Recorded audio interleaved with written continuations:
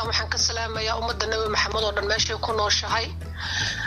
qaasatan Soomaalida halkan waxaan ka cadeynayaa inaan dhibana ahay oo la idulmay oo abaalkaan galay ay iyo la igu guday in la idafaro ama la yaawud sheegto waxaan dacwo ka ahay abtidoon oo maaragtaan ka soo wada dariiqa iyo nidaamiye oo aniga maaragtay aan ka soo wada Xasan Toob anigu xumaanuga ma soo wadin asiga dhahay waa dulmanahay ee meesha iga wata anigu inaan dad isku diro amaan maaragtay xumaan ka shaqeeyana ma rabo anigu ma rabin inuu Xasan Toob ama YouTube ka jabsado ama xumaan u geysto anigu wanaaga ayaan ka taliyaa laakiin markuu maaragtay dhibaato badan ii sheegtay uu yiraahdo maamoy maadaama dariiqa abtidoon ka soo waday oo lacag badan gelisay maantana aad rabto inaad shaqaabo u soo bido oo rabina dariiqa ku deedo loo saxna waayo qof marka dariiqa laga soo wado waxaan isir hadaa dariiqa ku deedo armo koolada ku laabta shaqaabo u soo bid aniga wiilaan dhalawaan ka naxay marka nidaamiye anigu marnaba ma rabin inaan afaarihiisa galo loo aniga xilliga ma saaro inanka xilkiga saareeyaan rabaan inaan meesha ka kaxeeyo because the reason ka uga kaxeeyeen wuxuu yahay wuxuu yiraahday awas baafo ayuu ninkan lacag ka dhacay ilaa fartuun balbalaarku $5,000 ka dhacay uu jirkeeda iibin jiray waxa ugu la nidaamiye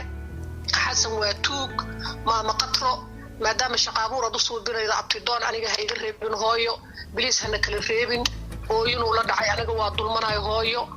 maxaa la dhahaa meeshan xaqii raashin ana faarugu marna 3 waqti hooyo qof xanuunsanahay hadda kooraya cudurka TB-da igu dhacay maamo hadaan raashin badan cunin xanuunka igu soo kacaayo xatee dawo maxaa la dhahaa ma qaato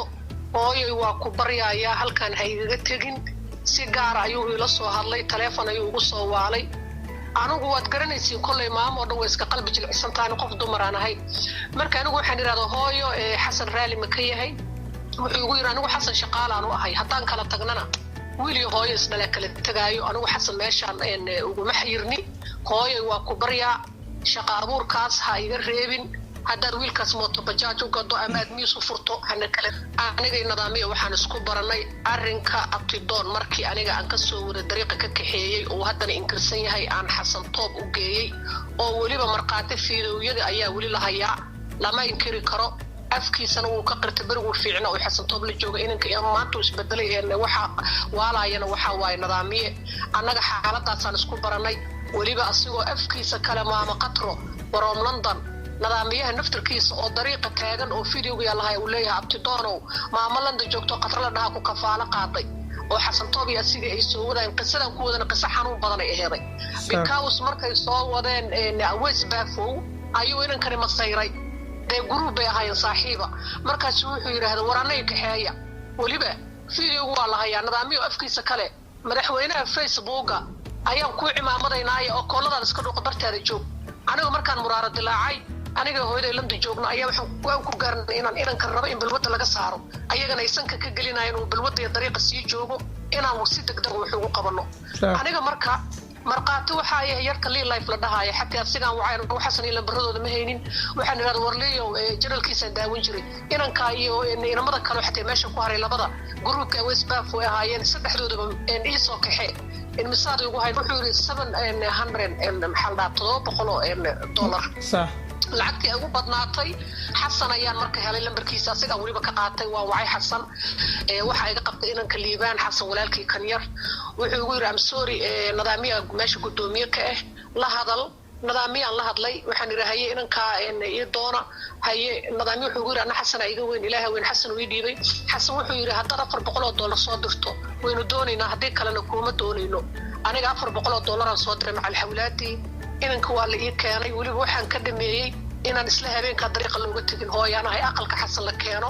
waan ka murgoonay inanka soo weegyahay nacam qaraacan baa yahay oo daruufeysna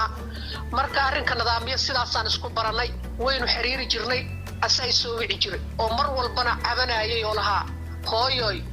gaar ayuu maaragtay ila sheekaysan jiray hooyoy wixii qabo wuxuu ogahay inaan anaga abtidoon nolosha ka saaro hooyoy wixii qabo sidaas Westbaff uu yiraahday lacag baa la iga dhacay ayaa aniga Xasan ka shakiyay runta dad rabtaan Soomaali halkaan ka cadeynaya aniga maama qatro runahaanahay naag iska dhigayda ma ihi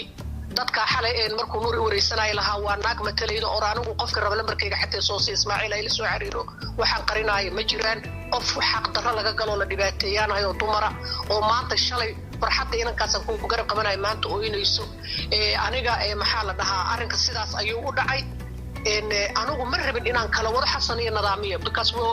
nidaamiye xasan uu shaqeynay laakiin aniga mas'uuliyad waxay ka saaran tahay inankii dariiqan ka soo waday loo xaq baan u leeyahay meesha raba inaan geeyo reasonkan ku wada wuxuu yahay awees baafo ayaa $3,500 laga dhacay markii la yiri wallahi markaasan aniga xasan ka shakiyay marka hore xasan aniga waan jeclaay waliba balana inoo yaalay inuu asagu wiilka business igu furo wax igu raadiyo ayaan anaga diyaar u ahayn oo waliba aan ka wada hadalnay oo waliba xataa aniga aan si gaar u yiri xasanow aniga Soomaaliya 29 sano qurba jooga anigoo shanjira liiga soo wadaan Soomaaliya xataa si fiican u xasuusto ma ka saay iga waran business yaasheeda waxaan rabaa aan come back home inaan soo laabto ma fahanto waxba business xataa ka hadlayna xasan marka wasbaafo uu yiraahdo waa la dhacay ayaa shaki galay markaas waxaan yiraahday tolow ninkani armu kana dhaca markaas waliba abtidoon iyo nidaamiye ay waliba dhaheen haddaad soo dirto wax uu naga dhacayaa marka lacagtaad intay ciid ku daadan leedahay hooyo inagee guriga aqalka dayax ama nuur sida loo garanayo horay ayaan isku naqaanay nuur horay ayaan isku naqaanay xiriir baa inaga dhaxeeyay hooyadiina meel bayna qaraabo kor ka nahay ana qabiilna ma ka saayay xataa marka hore aniga nuur waan dhigi karay inanka ii soo wad laakiin maadaama xasan uu awees baafo noloshiisa uu ku suubiyay bedelaad uu soo waday ayaa waxaan isiri kana noloshiisa asiga bedeli karo loo qof markuu dariiq qof ka soo wado anigu nuur wax soo kaxeynay ma arag xasan baan arkaa soo awees noloshiisii bedelay ilka uu galiyay oo ma sha Allah ka dhigay ayaan ku farxay oo rabay inuu ka lifekiisa ii bedelo maadaama uu rabay inanka in wax loo qabto ayagana ay dhahan dariiqaaga iska joog ayaan aniga calool xumaaday marka xasan markii dambe waxaan kaga aamin baxay awees baafo afkiisa maamada ila xiriirsi wuxuu ilahaa berri marqaato umada way ogtahay xataa video waxa yaala xasan toob uu soo duubay oo maamadii loo tagay maamada afkeeda iga duceynaydo waa markii hore oo xasan gurigiisa joogay ay maamadii leedahay maama qatroy adduun iyo aqraba jannada Allah ku geeyo waa maamo kulay way ugu faraxday laakiin marka inanka jas waa la soo waday hadda laakiin marka shaqada burka loo aanu suubiyay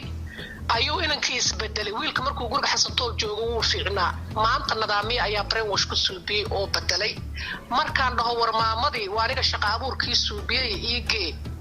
wuxuu dhahaa I'm sorry wallahi waa ka soo fikiraya hatta heeru ay tamo isbedelo waaba completely waa inankii waaba inan kalaba ma aha inankii hore dayaxan waxaan iri dayaxow maadaama awees baafo uu qirtay dadka hortooda ka yiri shaac $3,500 laga dhacay inanka igu soo bishaqaabuur ama miis u fur ama mooto bajaaj haloo iibiyo inanka waxaan rabaa inaan shaqaabuur suubiyo because in English waxay dhahay life change inuu ku suubiyo rabaan qurba ku koray Soomaaliya kuma soo korin aad iyo aad u naxariis badanahay waana mas'uuliyad ay ka saaran qof dariiq aan ka soo waday waa qasab inaan shaqaabuur suubiyo waliba ma aha inaan dariiq ku siidayo inuu koolada ku laabto maaha dayaxayu ugu yiri laakiin arrinka waxay naga soo dhex galay nidaamiye oo ku baryootamay waliba ooyinaayo anigu ilaahan ka baqaa dadka codkooda ma duubo waxa la koray cadaan la koray iyo ajaanib qurbaan ku koray mihi dadka jiidgaray oo codadka ka duubo nolol xun oo cariiri kuma soo korin waan duubi kara laakiin xaaraan ima rabo inuu ilaahay baanish kareeyo marka wiilkaas absolutely wuu ooyinaayay hooyo habeenka cambuulan cunaa allergic ayaan cambuulada u ahay 3 waqti cunto enough ma helo cudurku waxa ay ku dhacay tuberculosis TB Soomaalida oo ka saayaan hooyo ayaa mar hore ugu dhacay haddana ina fresh cunin hooyo ama qabo ugu dhaco ugu soo kacaya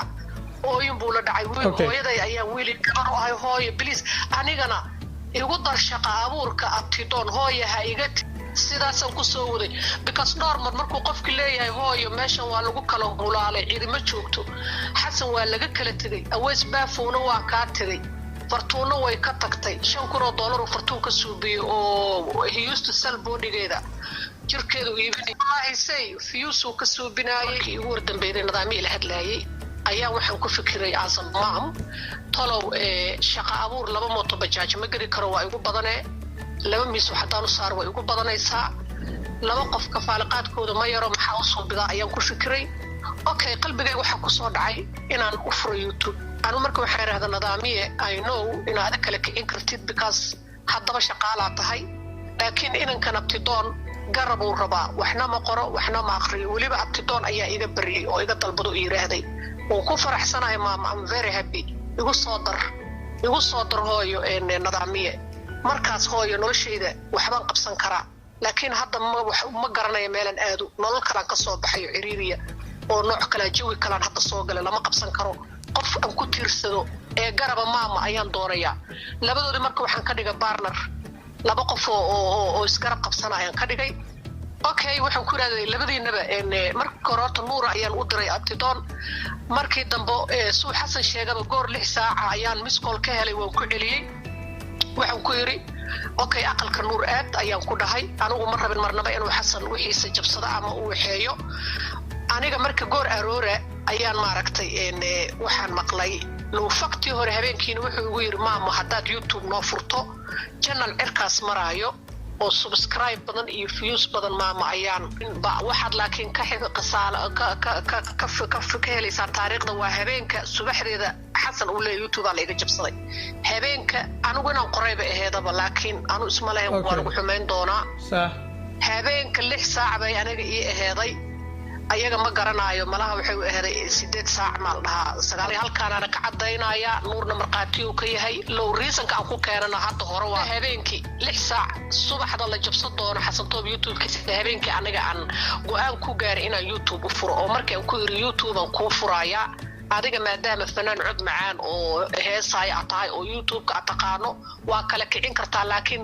abtidoon waxna ma qoro waxna ma aqriyo loo waxa laga soo waray dariiqa waa homeless man marka I'm sorry adiga ayaa waxaas kala waxin kara aniga labadiina mooto bajaaj ma inay gada kara laba mooto bajaaj laba miisna inay ma saari karo badeeco marka